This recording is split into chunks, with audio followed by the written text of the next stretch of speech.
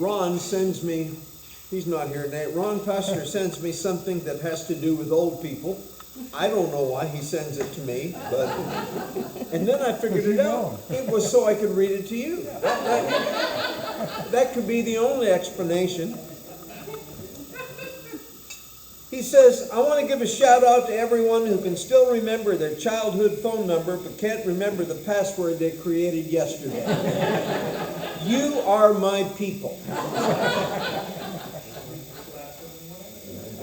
Think you're old, and you will be old. Think you're young, you'll be delusional. And one more, I hope this is okay. What did our parents do to kill boredom before the internet? I asked my 26 brothers and sisters, and they didn't know either.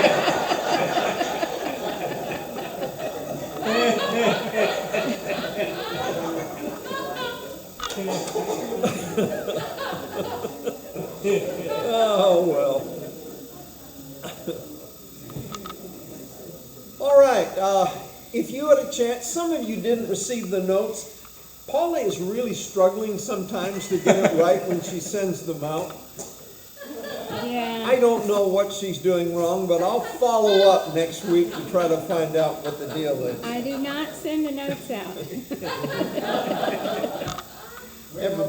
Everybody knows Paula. But you may have been surprised if you looked at the notes and what I said in the text of the email, that we are going to try to cover 2.5 chapters tonight. I don't think that'll be a problem. When I first started this study, I didn't think we could finish Hebrews in 10 weeks, but we may be able to do it in 9. Because we only have 3 more after tonight. We missed one, if you'll remember. So, we have 3 more after tonight.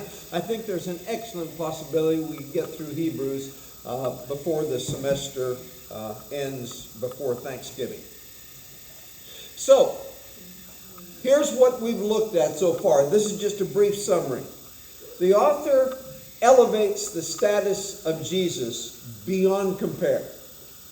And he introduces the idea that the Melchizedek mentioned in Psalm 110 and verse 4, he quotes it twice before we get to this point, is applicable to Jesus. You are a priest forever after the order of Melchizedek. And I think he is going to write to the Hebrews about Melchizedek, and then it occurs to him, maybe they're not ready for this. And to paraphrase, you're just a bunch of babies. With the time you've had being Christians, you should have been mature, you should have been able to teach others about these things, and you're not. And then he says, be careful. Because if you do not go on to maturity, you are in danger of falling back, of falling away from God. And you do not want to do that. And then he says toward the end of that section, but I have better hopes for you. You're probably going to be all right. God's not going to forget all the good things you've done. And by the way, I know I said you were too immature to hear about Melchizedek, but it's coming anyway. I mean, that's basically what he says. He wants to talk about Melchizedek, but they're too immature. But now I'm going to talk about Melchizedek, now that I've had a chance to warn you about falling away. Now, Melchizedek. What a strange character / phenomenon Melchizedek is. He lives in the time of Abraham, which is approximately 2,000 years BC. Okay? Even Paul wasn't alive, and he probably knew he was going to get that tonight, so he stayed home. In 2,000 years BC, the area that Abraham lived in was dominated by what we would call city-states. Okay? Where every single region had a capital city and a king who ruled. And as the story in Genesis 14 opens, a fellow named Kedorlaomer, and he'll be on the final, John, you make note of that. is large and in charge. He has been ruling all of the other city-states for 12 years. But in the 13th year, 5 kings got together and said, we're sick and tired of giving him all our money. We're going to revolt. And Chedorlaomer, because he thought, ooh, that's a pretty big axis I'd be going up against. So he recruited 3 kings. And they went into this valley and they fought it out. And Chedorlaomer won. And he took a bunch of hostages. One of them was from the city-state of Sodom. And do you remember who lived there? Lot. As in, thanks a lot. But anyway, and word came to Abraham that Lot had been taken by 4 kings and a big army. But he got together some of his guys. Have you ever wondered how many guys Abraham had? His household, his servants, his warriors. I don't know where he got them all. But he chased them down and he rescued Lot. And everything that had been taken was brought back. And Abraham was on his way home and he sat down to rest under a tree not far from Salem. And Salem, in all likelihood, we're not for sure, but Salem, in all likelihood, eventually became Jerusalem. It was inhabited by the Jebusites, and so for a while it was called Jerusalem, and later, in all likelihood, Jerusalem. So here comes this fella out of Jerusalem, or Salem, and he's the king. And he's what? Priest. Priest of the Most High God. And you read that and you think, I did what? How did he get to be priest of the Most High God? How does he even know about the Most High God? Because it is evident from the way the story is told that that's the same God who has called Abraham to come out of the Ur of the Chaldees into the area where he's now living. It's the same God. But he doesn't tell us how he got to be priest of the Most High God. And how a guy got to be king and priest. What, prophet was taken? I mean, he could have been all 3. But he comes out and he brings with him bread and wine. No explanation, bread and wine. And in all likelihood, that's just a way of saying he brought Abraham something to eat and something to drink. And they sit down and they have a little tete-a-tete.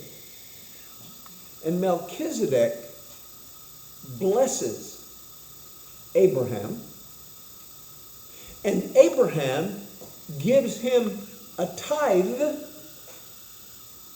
What is another word for tithe? A tenth. That's right. Some people like to say, well, my tithe is 3%. It ain't a tithe, if that's what it is. It can be a donation, if you like, but it's not a tithe. A tithe is a tenth. It's another word for a tenth. He gives him a tenth of everything. And then he gives them all the spoils of the war that they brought home, except for what his helpers have won. He lets the helpers keep what they brought back, but everything that Abraham brought back, he gives it to Melchizedek. And Melchizedek says it's been good to visit, and he goes back to his city. And you want to turn the page and find out, what did he do next? But you know, don't you? There is nothing in the text about, what Melchizedek did next. There's all kinds of stuff about what Abraham did, but nothing about what Melchizedek did.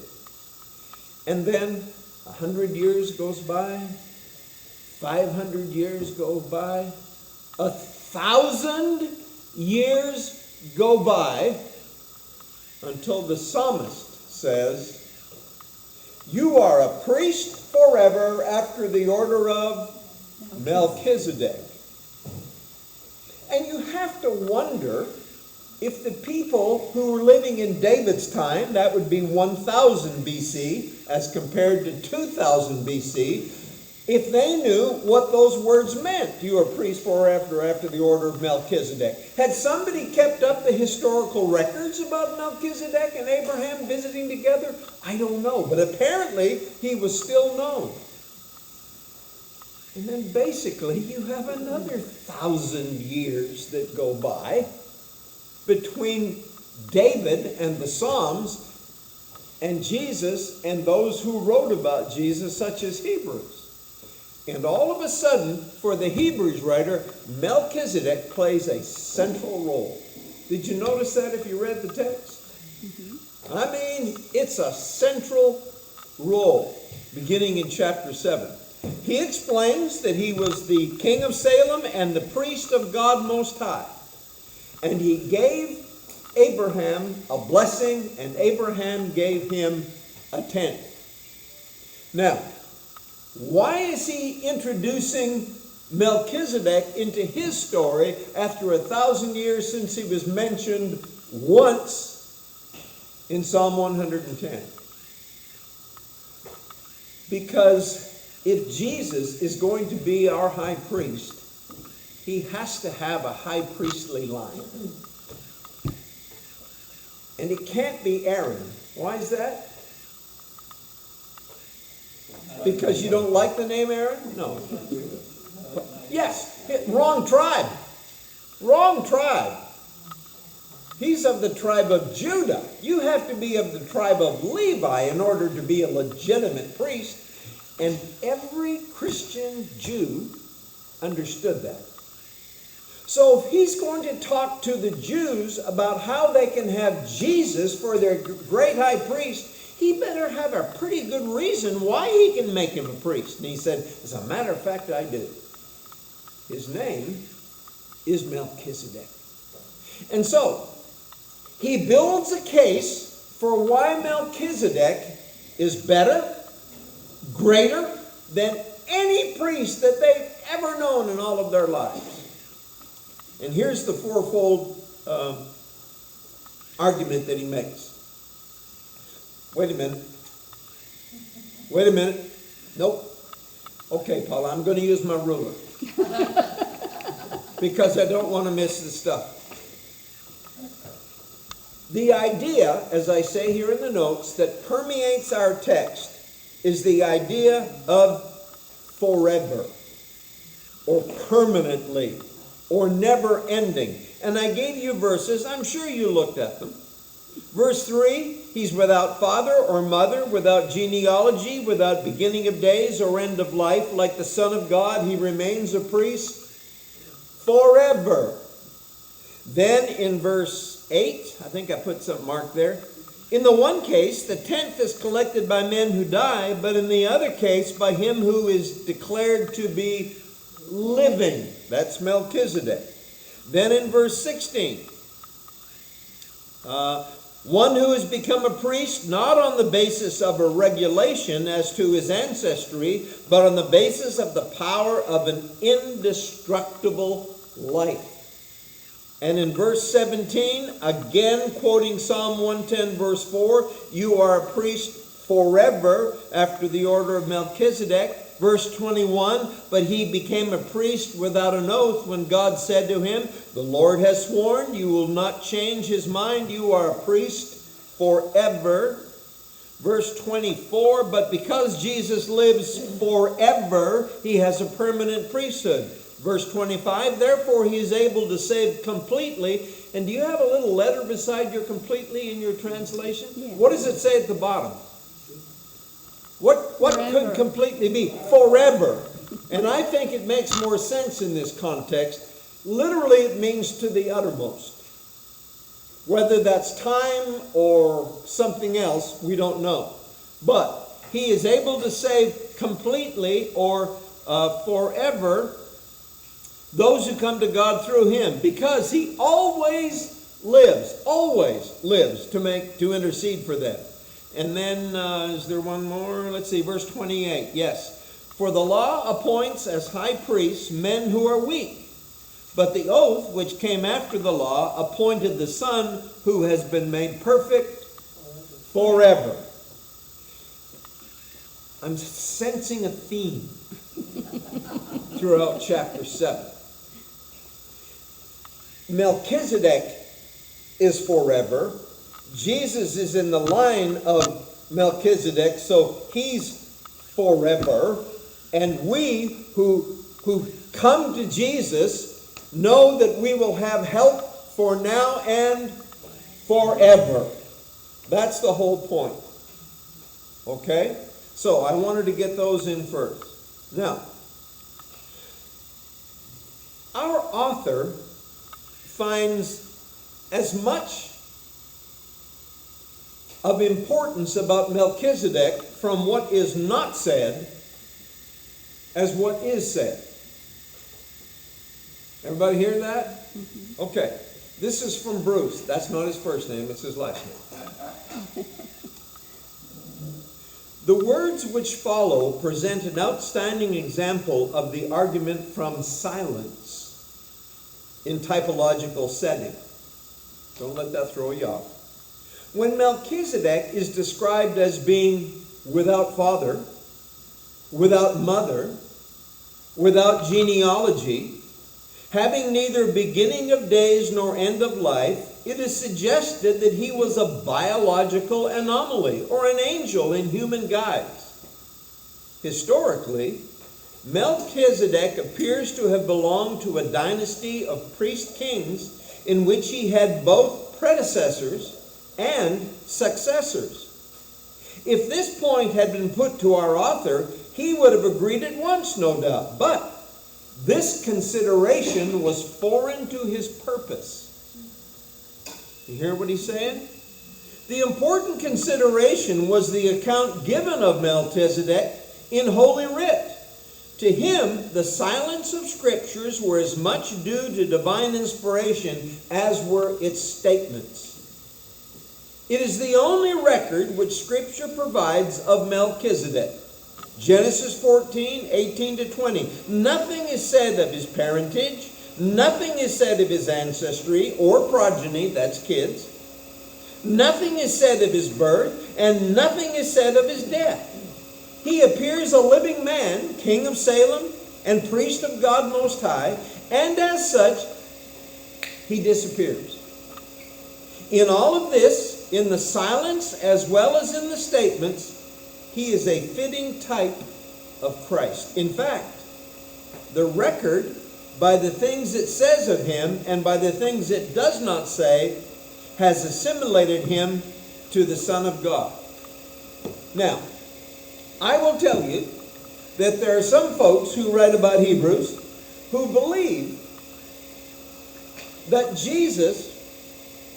that Melchizedek was actually a pre-incarnate version of Jesus. That he came to Salem at the same time as Abraham and became a priest king and got enough votes to be mayor. And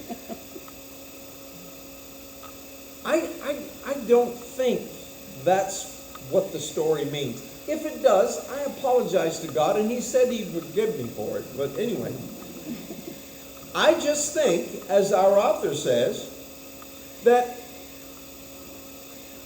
if you had said to the author of Hebrews, wasn't Melchizedek a real guy? Didn't he have a mom and dad? And he would have said, well, of course he did. But it doesn't say that in the Bible. And that was what was important to him. So many people in the Bible, they will tell you who the father was, who the mother was. They might even list the ancestry, 6 or 7 generations. Nothing like that about Melchizedek. And so the author will say, well, he didn't have a father, he didn't have a mother, he wasn't born, he didn't die. And what he means by that, I believe, is that there's no record of that. And he uses that as a type of Jesus. He is a priest forever after the order of Melchizedek, who was also a priest forever because there's no record of him dying. Did you Because it seems like if they don't, they miss the connection. There is really almost no comments in Jewish literature about Melchizedek. He is mentioned in one of the Dead Sea Scrolls, but not in the context, obviously, of Jesus. So one of the Dead Sea Scrolls but all of the thousands of Dead Sea Scrolls that were found, Melchizedek is only in one of them. So you don't know how the Jews felt about Melchizedek. But I know how our author felt about him. He is the perfect individual to provide a lineage for Christ's high priesthood. Paula, you're giving me the other Paula. You're giving me a look like, what? No, you're not. In other words, the author uses the story from Genesis 14 and what is written there and what is not written there. He puts it together with the quote from Psalm 110, verse 4, "You are a priest forever after the order of Melchizedek," and he provides a line for Jesus to be high priest.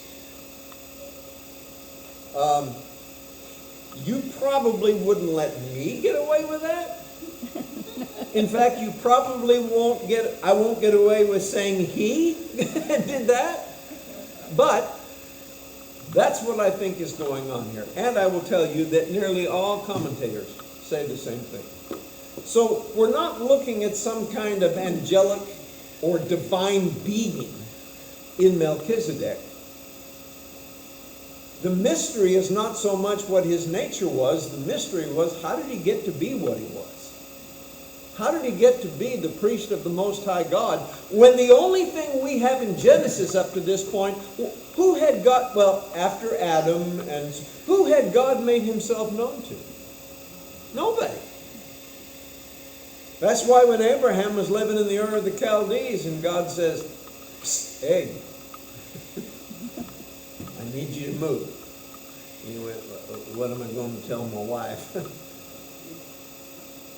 I suggest you not tell her, just give her the move. No, that's not in the text. I made that up. But you knew that. Maybe you didn't.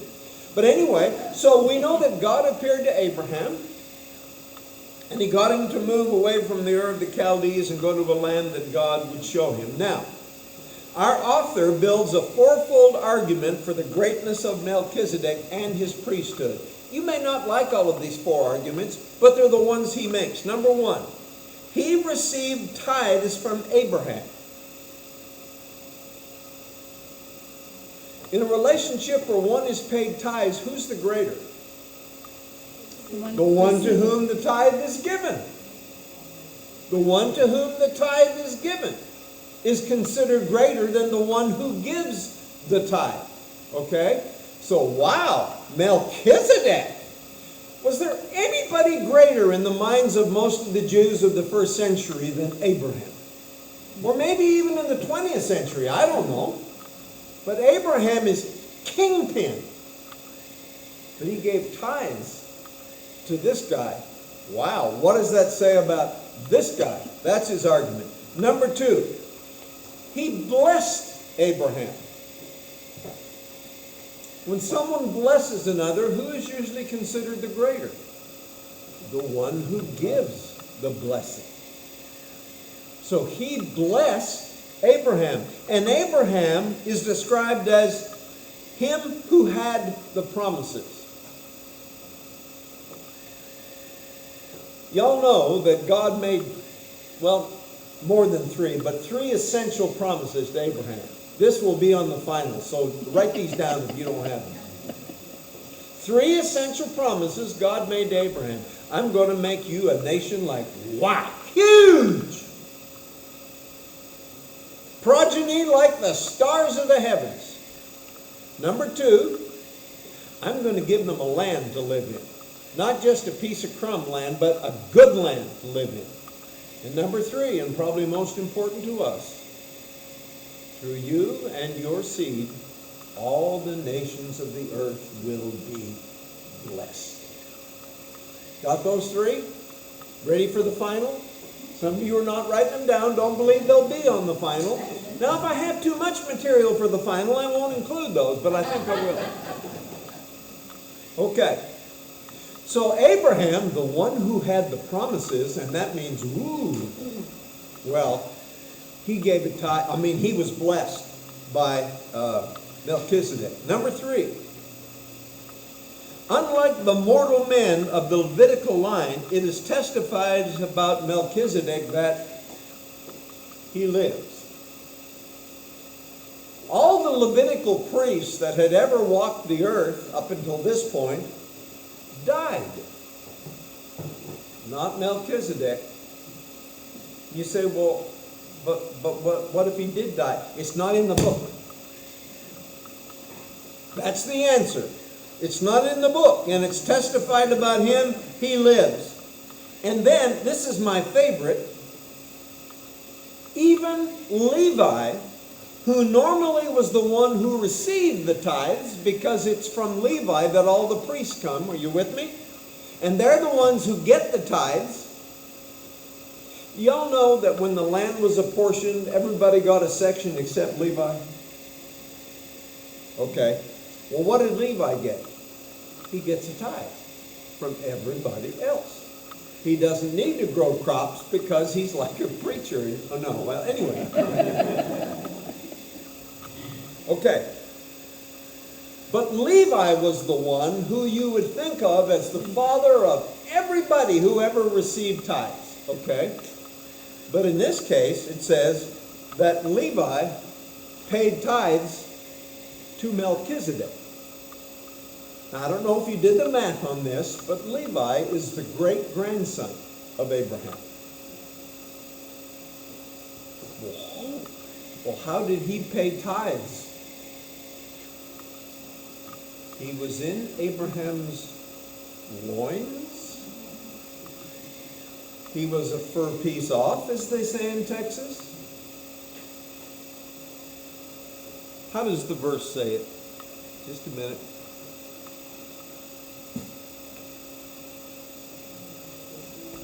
Just a minute. Okay, verse 9. And this is interesting the way he says it.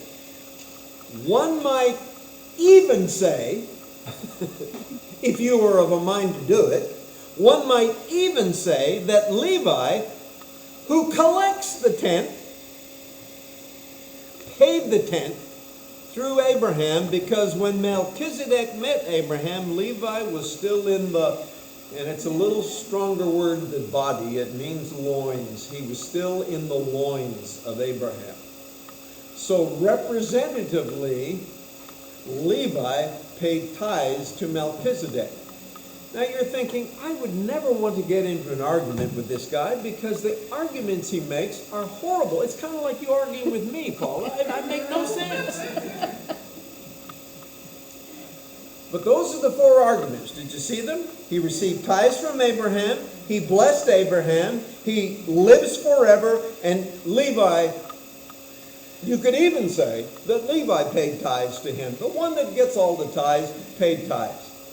And the conclusion that you have to reach is Melchizedek is got to be the greatest high priest that ever came down the road. And the Hebrews author would say, now we're talking. Now we're on the same page. Because that's the point that I've tried to make all through this. So, the author now turns his attention to the results of this new line of priesthood.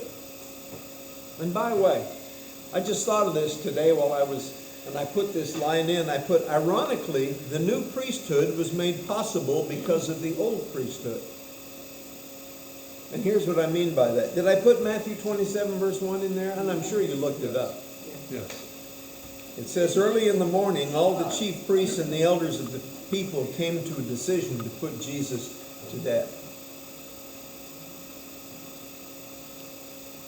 And it was in his death that this new line of priests begins.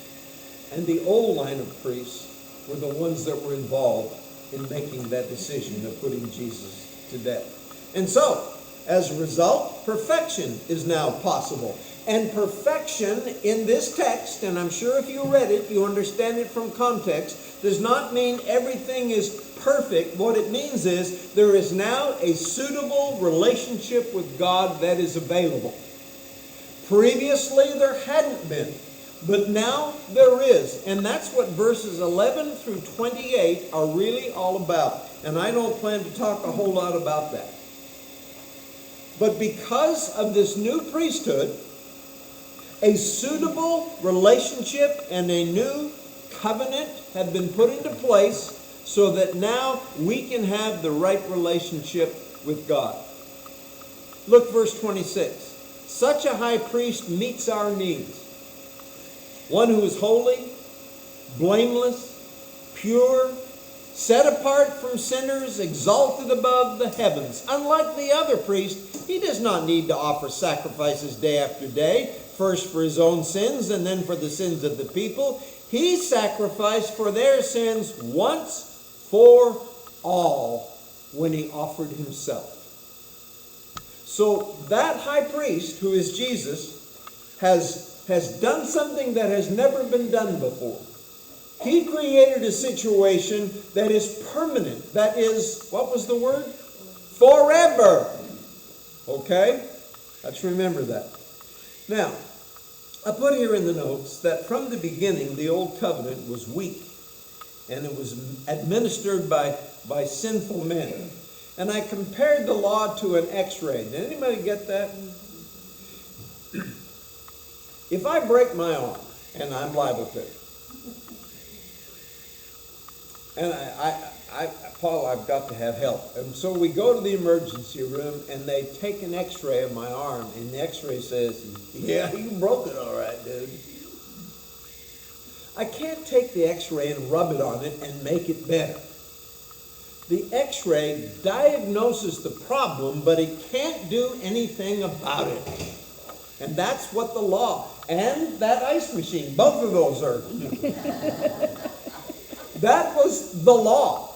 It could point out where you were broken. It just couldn't fix you. So, I gave you the passage in Galatians chapter 3, and I know that nearly all of you read it, where Paul says, what then was the purpose of the law? If the law couldn't fix it, what was it good for? Well, it was added because of transgressions until the seed to whom the promise referred, Jesus, had come. The law was put into effect through angels by a mediator, that's Moses. A mediator, however, does not represent just one party, but God is one. I don't have time to talk about that. Is the law, therefore, opposed to the promises of God? Well, no. For if a law had been given that could impart life, then righteousness would certainly have come by the law. If the law could have given real life, then the law would have been great. But the scripture declares that the whole world is a prisoner of sin, and that what was promised being given through faith in Jesus Christ might be given to those who believe. Before this faith came, we were held prisoners by the law, locked up until faith should be revealed. So the law was put in charge to lead us to Christ. Galatians chapter 3, you should have read that. The law was put in charge to lead us to Christ, that we might be justified by faith. So, the law, some of the translations read was a schoolmaster. Have you ever heard that word in relation to both? The law was a schoolmaster to lead us to Christ. In the law, we learned about our need for Christ. It was a schoolmaster to bring us to Christ. But it couldn't fix anything. I put this line in because I thought it was good. The law had no power to help us keep the law. And no one did. The law had no power to help us keep the law. That was the problem. And no one did. So, God set it aside and gave us a better hope. That's what it says in, I turned to the wrong page. In chapter 7, verses 18 and 19. The former regulation is set aside because it was weak and useless. For the law made nothing perfect. And a better hope is introduced by which we draw near to God. A better hope is introduced by which we draw near to God. Do you remember hope being mentioned before? Well, I give you that scripture too. In chapter 6, verses 19 to 20. We have this hope as an anchor. And I even sang to you, we have an anchor that keeps the soul. And you look at me like, what is that? You should have known that song. And the anchor goes where? It goes behind the curtain. That's back in chapter 6. Paula, this is the same group I've been teaching. I thought I'd better check, because when I say something like that, they all look at me like I'm speaking German or some other language that they're not familiar with. Okay, so Jesus' priesthood is not based on genetics, like the other priesthood was. Why are you a priest? Oh, my dad was. Oh, yeah, my grandpa was. And my kid's going to be a priest. It was genetically passed on. But for Jesus, it came as a result of God's oath. That's chapter 7, verses 20 through 22. It came as a result of God's oath in chapter 7, 20 and 22. By the way, the word guarantee in those verses appears only here in the New Testament. Jesus is the guarantee, or what was the word we'd use for a human being in that same? A guarantor. Yes. Jesus is the guarantor of the new covenant. For instance, Carol wanted to buy a car and she didn't have enough money. So she came to me and she said, would you be the guarantor on my purchase of an automobile? And you know what that means? It means that if she can't make the payments, I do. I guarantee as the guarantor that that debt will be paid. Well, Jesus is the guarantor of the new covenant. He's the one that guarantees that it will be all right. The new covenant is good because of Jesus. Jesus remains high priest forever, chapter 7 and verse 25. Now, the author makes very clear what his point was, and wouldn't you be glad if I would do that every once in a while? Okay. Chapter 8, notice. The point of what we are saying is this. Preachers should do that more often. Here's the point I'm trying to make. We do have such a high priest. That's the point I'm trying to make. If you leave the Jewish faith and come to the Christian faith, you don't give up having a high priest. You have one. We have such a high priest, he says in chapter 8, verse 1, who sat down at the right hand of the throne of the majesty in heaven, and who serves in the sanctuary, the true tabernacle set up by the Lord, and not by man. You said all of that in chapter 7 just to say in chapter 8 that we have a high priest? If you could have just told me, I'd have bought it. Well, you might have, but these Jewish folks probably wouldn't. You tell me we got a high priest, but he's from Judah, so I know you ain't telling the truth. But now he can say, he doesn't need to be from Levi. He's after the order of Melchizedek. Is that all clear as to what that point is? Most of you are going nodding, and some of you are nodding off, and that's a different thing completely than nodding approval. Okay. According to chapter 8, the new covenant that Jesus brings is something that had been in God's mind for a long time. And he reaches back and quotes one of our favorite Old Testament passages. If this is not an Old Testament passage that's a favorite of yours, add it to your list. It's from Jeremiah chapter 30.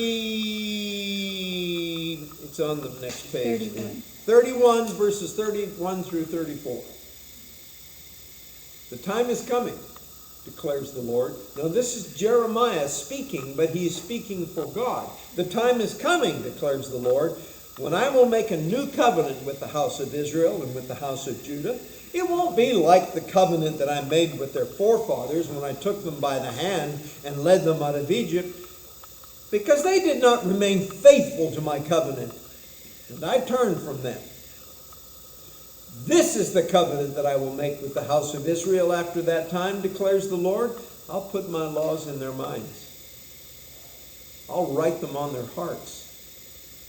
I will be their God, and they will be my people. No longer will a man teach his neighbor or a man his brother, saying, know the Lord, because they will all know me, from the least of them to the greatest. For I will forgive their wickedness and will remember their sins no more. Again, add that to your favorite passages. Jeremiah 31 through 34.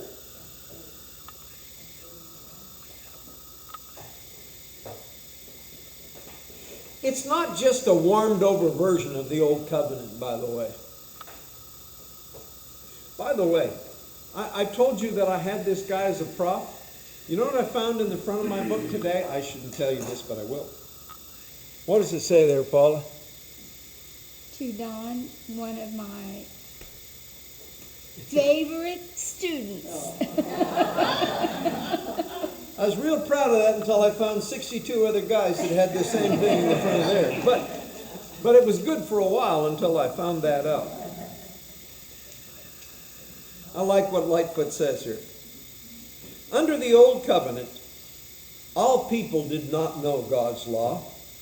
No one but the trained expert, the scribe, the priest, could know the endless minutiae of regulations concerning offerings and sacrifice. But in the New Covenant, the knowledge of divine matters would not be the private possession of a particular class. No longer would there be distinction between layman and priest. The knowledge of God would be accessible to all alike, the poor as well as the rich, to both the unlearned and the learned, to the least and to the greatest. And I think that's what the author has in mind when he quotes from Jeremiah.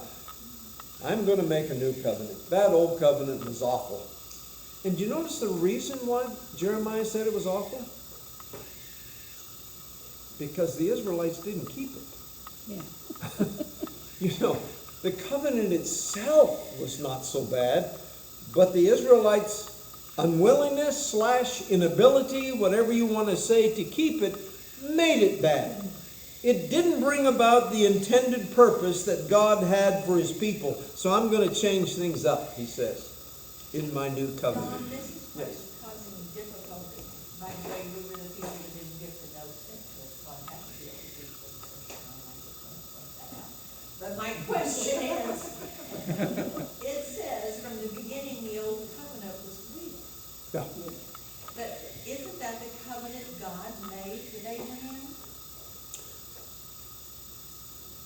I think the covenant specifically that he's talking about there is the covenant that God made through Moses and the giving of the That's law. what I meant. I'm sorry. Oh, okay. It's the wrong one. Okay. Yes, through the giving of the law. And so I don't understand, if it were from God, why was it weak? I understand your neat x-ray thing, but I don't understand why to say that God gave Moses weak stuff. Maybe not weak in the sense that the product was weak. The desired result was at least weak. Okay, let's be real about the Israelites. Ed's not here, so I can do this. They're in Egypt in horrific slavery, and they see the 10 plagues, including the last one, the death of the firstborn and their children being spared. They come out of Egypt, they see the seas part, they walk through in the dry land, the sea closes everything. They get to Mount Sinai, Moses goes on the mountain, and in 40 days, they have built a golden calf and said, there's our God. Something went horribly wrong. So I think the weakness is on the ability of people, and maybe we'd have been the same.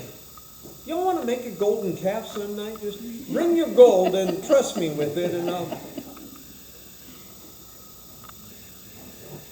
I was trying to see in here if a word like that is used. And I don't have time to look for it. Linda, I will. But I don't think the word is necessarily bad, but it may have a bad innuendo into it. It is from God, but as I said earlier, the law did not provide the power to keep the law.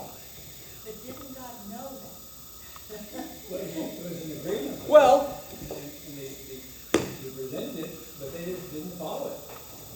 So in that respect, it's weak.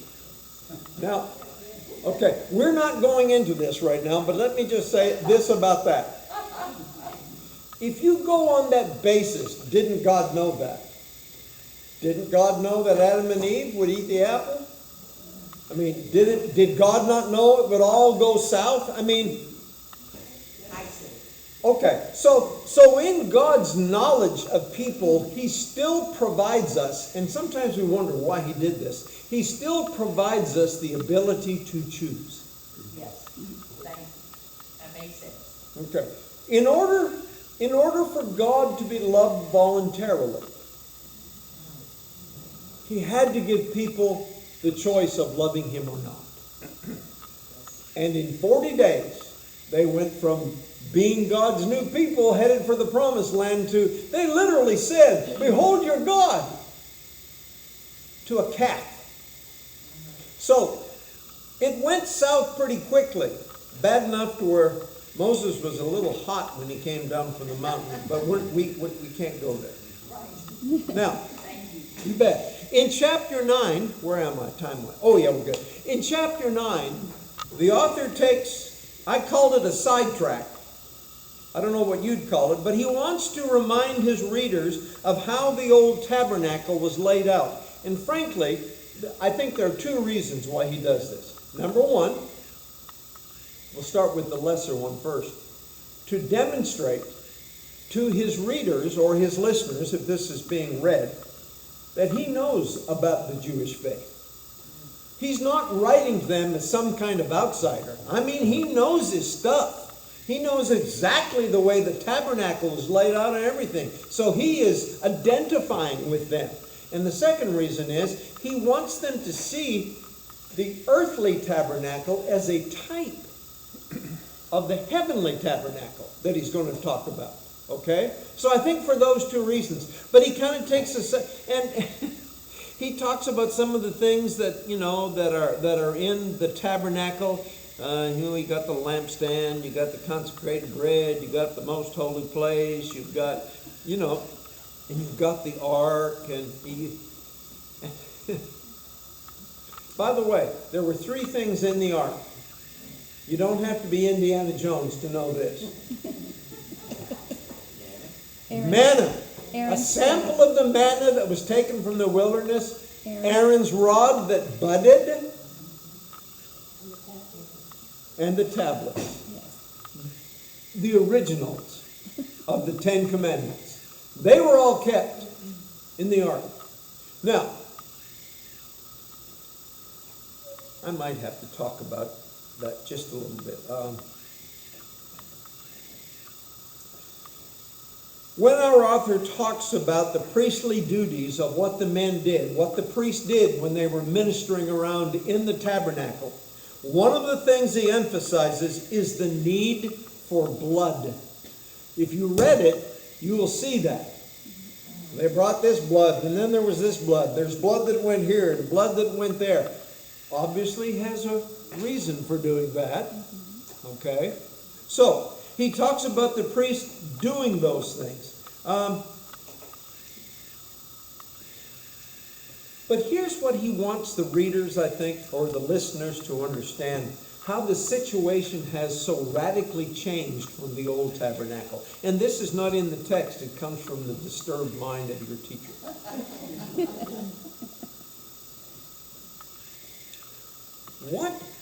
What would it have looked like if you could have had a mini camera going on in the tabernacle at the time of the Yom Kippur, okay? The Day of Atonement. Once a year, one man could go behind the curtain, right? One day a year, one individual would go behind the curtain. And the whole emphasis on that is the exclusion of people from the presence of God. Right? And do you think when the priest went in there, he was, oh, holy God? No, I bet he was scared to death. Because, don't do this wrong. Okay, this first. You know, he sprinkles the blood and then he has to come out. And it's interesting. You may know this from doing your reading. There was two things that I found interesting. The high priest wore little bells on the bottom of his robe. Anybody know why? Because the priest was supposed to be moving back there behind the curtain. And if it stopped for a long time, that's not good. The priest is old. And you might think I'm making this up. They put a rope around the priest's ankle. They could pull him out if they had to. They can't go in. And if there's no bells for 10 minutes,